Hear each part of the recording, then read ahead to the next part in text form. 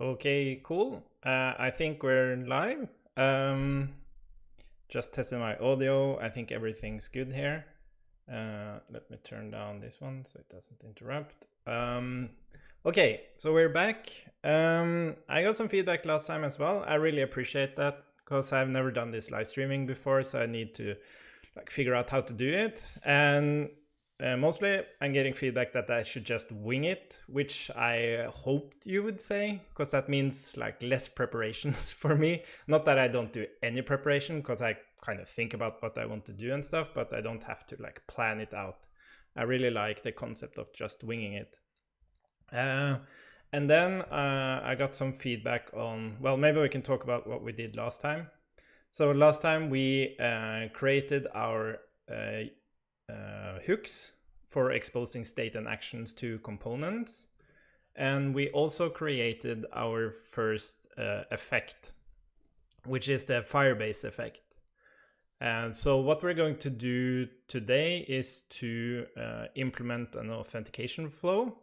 And we're going to use Google Sign-In for this. I got some feedback on using a form with username and password, but it's just going to take way too long. And it's not really a type of authentication for this app. But yeah, we're still going to look at the concept of a state machine to implement that. Yes. And you might wonder, I also got feedback on exposing these details here. With a Firebase application, these things aren't hidden anyway. So you can go to any application based on Firebase, look into the source code and find these details. The way Firebase works is that they have rules for the database. So by default, it's actually open. So if you don't add any rules to your database, anyone can grab this data, connect to it, and start messing around with your database. But what you typically do is that you create rules for that database, which requires you to first of all, be authenticated. And then you only have access to data that is within your own UID or authentication ID. And that way you can only mess around with your own stuff. So it might seem super scary, but it's actually really good. And they have to do it like this because it's a client-side only implementation. But we're going to try something different for production because this is development data. So when we deploy, I'm going to try to use an environment variable to grab the production config just to try it. Anyways, before we go into authentication, I also got feedback on, because now we load Firebase with the app itself, meaning that when we produce a bundle here, we will include Firebase in the initial bundle. And that's not necessarily ideal because that means that all the JavaScript code of the Firebase dependency needs to be loaded with the rest of the app. And we kind of want the app to render out as fast as possible. So a way to handle that is to do async loading. So that's what we're going to try now. So we are going to asynchronously load the Firebase dependency. And the question is when do we want to do that? And there are different strategies for this. But what I'm thinking is that when we load up this app, we need to start authenticating. So it makes sense to kind of make that part of the initialize, when we initialize this effect, we should also load Firebase. We should do the initial authentication, and then the initialize will return a user or not, depending on being authenticated or not. So we are going to try that. And I guess we can start, let's start by lazy loading Firebase, and then we'll go into the authentication part of it. So what we're going to do here, and I hope this works, let's see, because we just made some changes to the bundler of CodeSandbox. It has its own bundler, that's why it's so insanely fast. And I'm a little bit curious how it handles async importing, but let's just try it. Oh, what happened there? Like Scalijo? Weird. Anyways, So what we're going to do is we are going to get Firebase by doing import Firebase like this instead. And I guess we want to await it, and that means this initialize needs to be async. By the way, do we have the DevTools running here? Yes, we do. Yes, so what I'm doing now, I'm removing the import and I'm doing this new import syntax. So this is a valid JavaScript if you're not familiar with it. And it basically returns a promise of the module. And I'm a little bit unsure if I think maybe we have to like say .default to actually grab it, but we'll figure that out. We'll probably get an error here. Okay, so let's do this now. And when we initialize now, we also have to make this async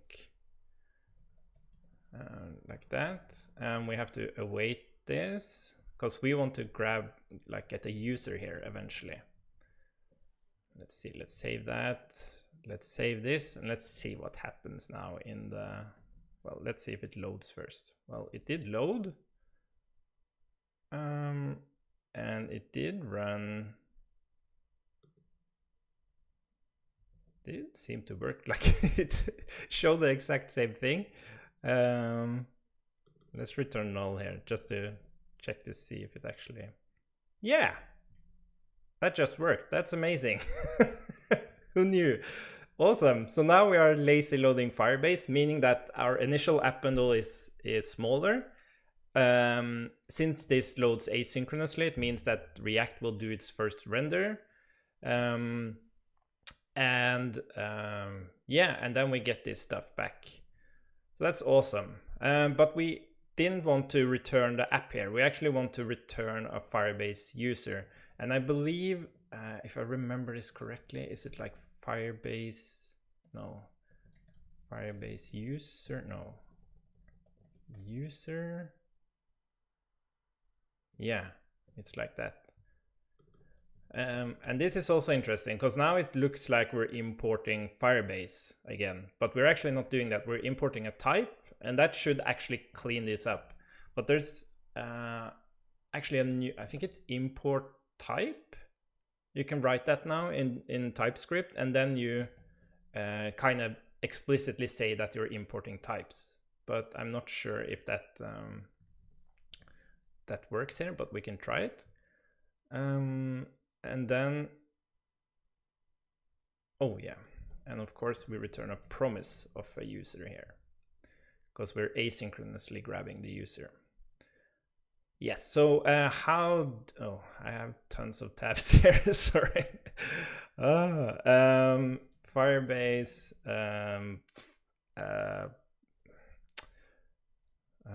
auth user, manage users in Firebase. Let's see if we can find the documentation for this stuff. Manage, yeah. So Firebase has some legacy stuff from the initial implementation of Firebase because it was very much based on events. Like everything is just events, which kind of makes sense in the sense that it's like real time. So stuff happen all the time. Like we add data, we remove data, you're authenticated, you're not authenticated, and it just kind of spits out events. But the problem with that is event-driven architectures is really difficult to get a hold on because when you load stuff and you do stuff like a sequence of things, these events have to happen in order, and it makes it super tricky to build Firebase applications when you just use the API directly. At least that's my experience. I like to have more direct APIs where you say, give me, like, authenticate and give me the user if that's ready. And then I will go and grab some data. And then I will listen to changes to that data. You're explicitly doing this. But yeah, so let's see. We can... yeah, so we have to set like an observer thing here to get the user. So what we're going to do is, instead of returning the app here, we are going to return a new promise. And it will never reject really. Either we have the user or we don't have it, but it's not really like an error. So what we should be able to do here now is to say Firebase auth on auth changed. And then we want to make sure that this listener, does it return? Yeah, so as we can see here, this is the nice thing about TypeScript. We can see that when we call this on auth state changed, we see that it returns a Firebase unsubscribe, which means that it, dispose, or I can call it unsubscribe. So basically, whenever we get the user, the initial user, we immediately just unsubscribe, and then we resolve that user. Yeah, we have to say promise of user, I think. Oh, do we have? Why does it?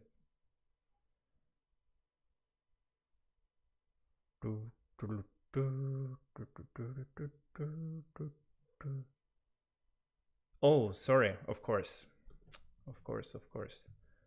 Let's not make this async. Let's rather, oh, we have to make it async.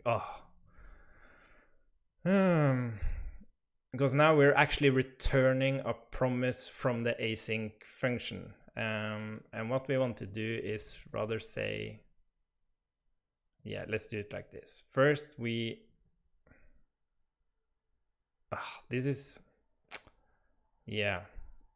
The point is we have to use a wait in front of it, so that we can grab the user, I think, because then we have the actual user, and then we can return that user, and that becomes a promise of user because we're using an async function. Oh, this is kind of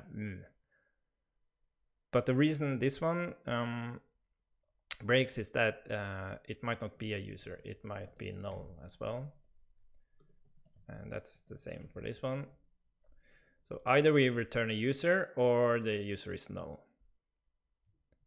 Cool. But yeah, maybe we could we do like just do this maybe? Return. So whatever this promise returns, that is what we actually return. Yeah. Mixing async with promises can be a little bit confusing.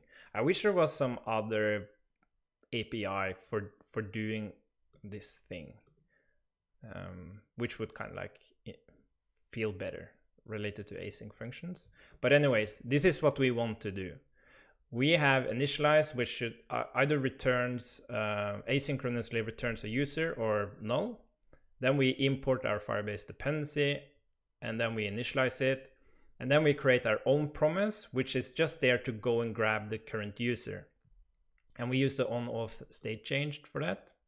We can make this arrow function for consistency. And that resolves as soon as we have a user or nothing there, we unsubscribe from it because we only want to do it once, and then we resolve it, which then resolves either a user or null, which then resolves the promise, and then we await that promise, which resolves the user or null, and then we return that, and that becomes like a promise because we have an async function, which then ends up being the user. Like explaining this, oh man, async code, yeah, it can be difficult to explain, but hopefully the code kind of explain. How can we make this better? I don't like this. I really don't like this. We could like create some wrapper around it. Yeah, but yeah, we'll keep that for now. We can look at it later maybe. Maybe you have an idea on how to make this cleaner. But at least this is what we want to do. Okay, let's save that. Oh yeah, we don't support the type thingy. It gives a syntax error. Yeah, I guess, yeah, we should check that for Code Sandbox to support that type thingy. Anyways, so I guess now Yes, so now we're returning null because we don't have a user, which makes perfect sense. And what we need to do next now is to actually start building the logic for authenticating. So what I'm going to do is I'm going to create a namespace for this called auth. And inside auth, we are actually going to use a state machine. And we don't have to do that, but it's a good, it's a small enough concept to kind of understand state machines and then also understand what it handles, like what it fixes. So let's go ahead and do that right now. We create a folder called auth, and then we give it an index file. And then let's see. Yeah, let's create it first. Let's do state. And then we are going to, let's just define this. So as I said, we're not going to do like username and passwords and stuff, but we're going to do a Google thing. And it actually has a few states. So first we're going to import state machine from Overmind. And then we're going to write out the type for this. So the type of state of a state machine is that it doesn't only have one state. It actually has multiple states. So one of those states is going to be authenticating, which will actually be our initial state. Because what we're doing when we're initializing Overmind now is that we're going straight ahead, initializing Firebase. Firebase immediately starts authenticating, and then we use the on-auth change listener to figure out if we actually have a user or not. So we are actually starting in an authenticating state. And in that authenticating state, we do not have any other state. But when we move into authenticated, that means we actually have a user, and that user is a Firebase user. Let's see if it finds it again now.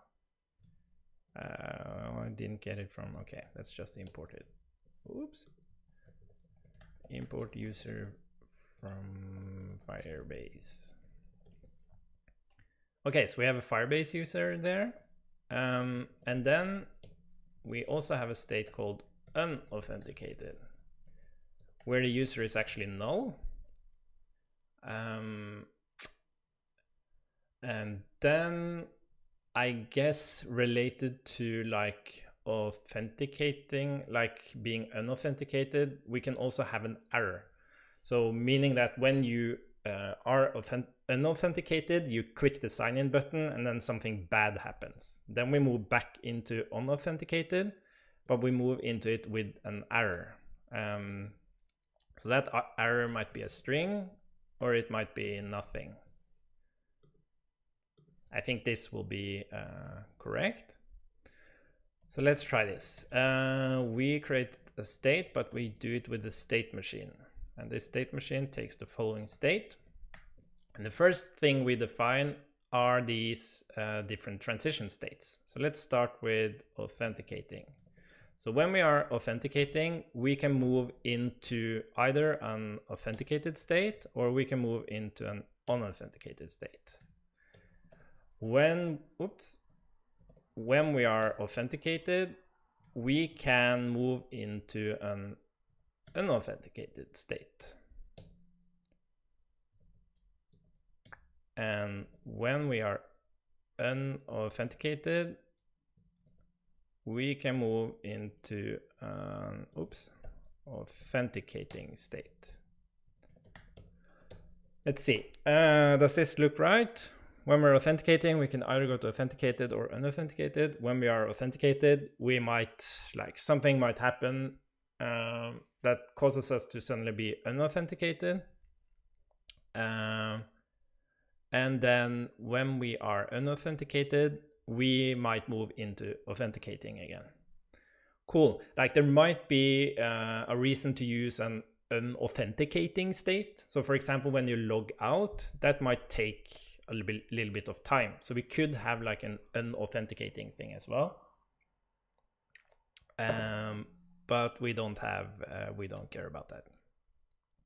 Okay, so let's first set our initial state, which is authenticating. And now it doesn't require us to set any other state. But if we were to do authenticated here, you see that it yells at us, because when we're authenticated, it expects there to be a user there. But we are authenticating. Okay, so this is our state machine. And if we hook this up now, let's first import state from state. By the way, these, let's see, export state. By the way, doing this stuff, like creating this index file and stuff, is just to organize the project. It might seem overkill right now, but it's like suddenly you're there and you need your own state file, you need your own actions file and stuff like that. So this is just a nice way to organize it. So we have our namespace here now, and we're exporting the state from it. And then in our main configuration now, we want to import namespace from overmind config. So this is where maybe we could create an API here, because I think this is like a threshold understanding overmind, is that you have these, it's kind of like Redux. With Redux, you have these compose reducers, or what it's called, combined reducers. It's kind of the same here. Like you have these namespaces floating decoupled from each other, and then you have different tools for bringing that configuration together. And that is what this namespace function does.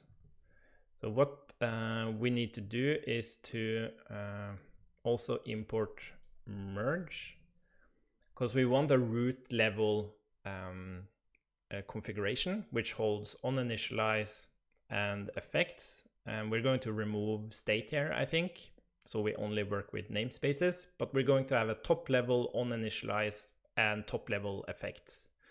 So what we do is that we merge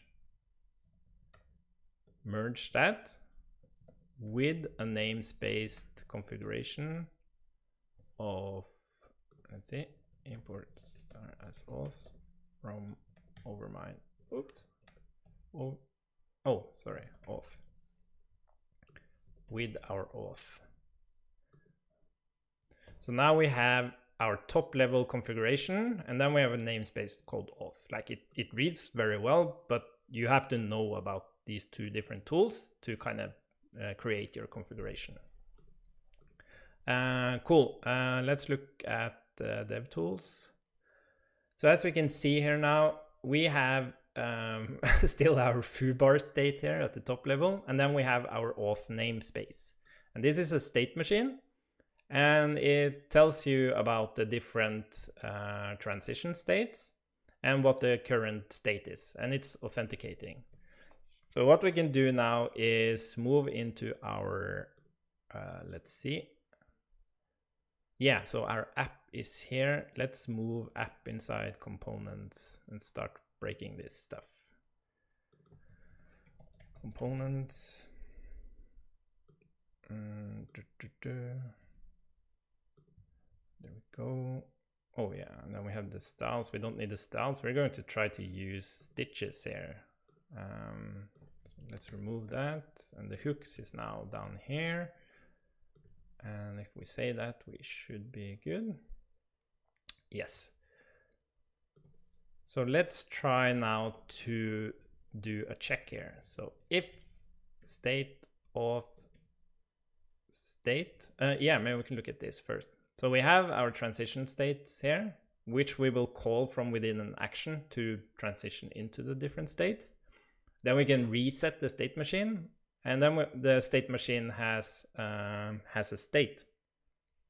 And we also, oh, I think I forgot to document this. We also have something called when transition. So you can await a transition of the state machine if you want to do that. But we are going to check the state. And when the state is authenticating, we are going to return something. Loading. Like that. Yeah, let's just do that. And now it states loading. And the point here is that when we now so when we are inside this like inside this if now, we have checked the state, meaning that when we now look at the state here of the auth namespace, it will actually be typed correctly related to the state we just checked. So maybe if you have many different states, you would do like a switch here, and you would switch on the state of auth, for example. You could do that. But anyways, this will become more apparent as we move on. Okay, so we are authenticating, and then we want to move into want to move the state machine into a new state. And since we're doing this initializing inside onInitialize, we can move into onInitialize, and we can check if, maybe we can just check if user. We are going to say state. Let's see if this works now. State.auth.authenticated, and then we're going to say state.auth. Yeah, maybe there's a problem with the typing here that needs to be fixed. Yeah, that's a good point. I didn't actually see this one coming. Oh, typing is insanely difficult. Like, it feels like this marriage of TypeScript, like typing in JavaScript, is really has its downsides, because we're used to doing so much dynamic stuff in JavaScript. It's not a class-based approach. So when you do like only classes, it's much simpler to do typing. But when you do dynamic stuff like we're doing here, for example, we kind of want the typing to change based on what you called here, for example. That's really tricky to do with TypeScript. And that's the biggest challenge, creating a JavaScript library which has a JavaScript type of API, which is basically not classes, and still get like an awesome typing experience. Super tricky. Yes, but anyways, this is what we want to do. We want to move into the authenticated state, and when we do that, we will set the user. And if that's not the case, we want to move into the unauthenticated state, because we don't have a user there. And then we'll have to, yeah, I wonder how we're going to type this. I will think about this. But if we save this now, we can see that it said loading, and then we can look at the DevTools, what happened here. Yeah, we moved into the unauthenticated state, which is what we expect. We didn't have a user, and we moved into that state. I don't think we even need a callback here. Like that. Okay.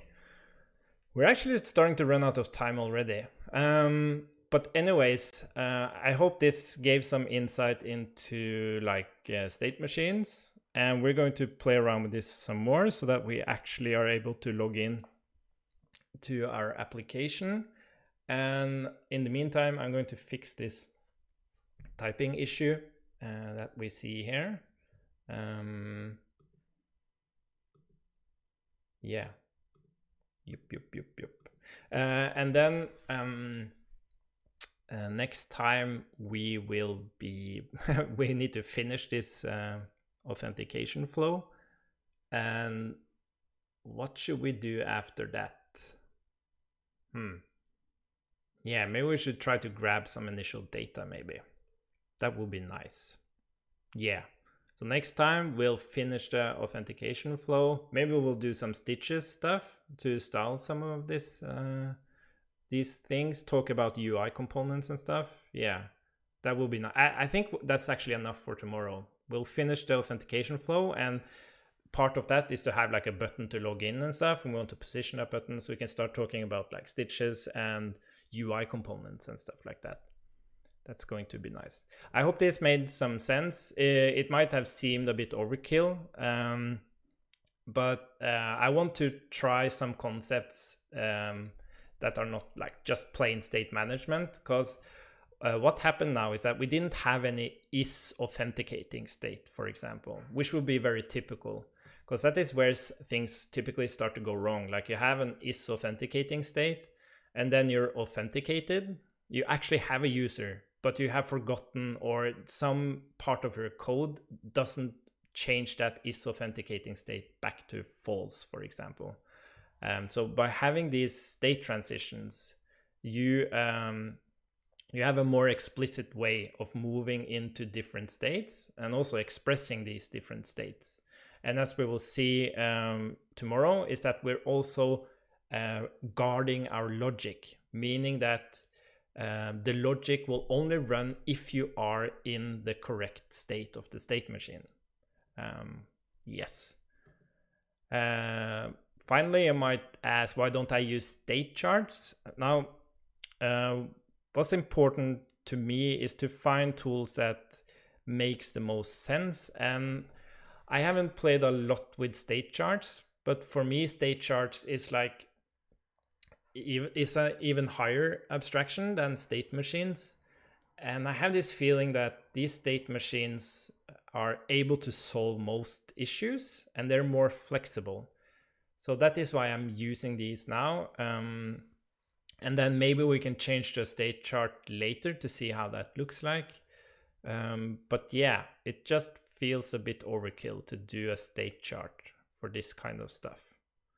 Yeah. I guess that's it. Thanks for following along. By the way, yeah, I want to mention that I believe I'm streaming in like 1080p. So when you go to like the settings on the YouTube thingy, I think you can put that on so the code looks even clearer. Yeah, and also please ask me. I have my thingy here, so I can like see the chat if you have questions when I'm doing stuff, so I can answer questions under when I'm doing this live stream as well. Okay, that's it. We're done for today. I'll hook up an invitation for tomorrow immediately, and I hope I see you there. Great. Bye bye. Where do I go?